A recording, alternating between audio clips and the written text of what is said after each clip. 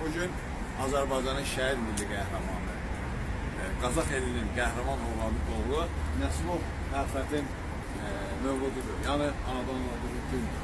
Nəsimov Mərhət 1972-ci ildə 22 mayda Qazax rayonundan adamızdır. O hərbi xidməti Qazax rayonunda orta məktəb bitirdikdən sonra hərbi xidmətə yollamışdır. Hərbi xidmətdən qayıtdıqdan sonra Azərbaycan torpaqları bütövlüyü uğrunda gedən döyüşlərdə könüllü olaraq döyüşlərə qatılmışdır. Bir çox uğurlu əməliyyatlarda iştirak edən qəhrəmanımız demək olar ki, düşmənin kabusuna çevrilmişdir.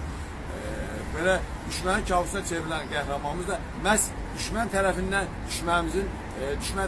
qəhrəmanımızın başına küllü miqdarda pul vəsaiti qoyulmuşdur.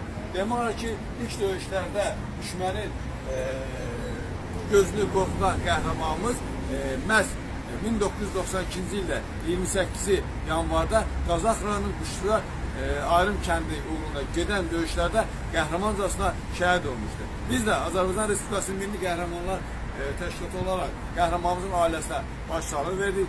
İnşallah haqq dünyasında qəhrəmanımızla görüşməyi Allah bizə nəsib edər.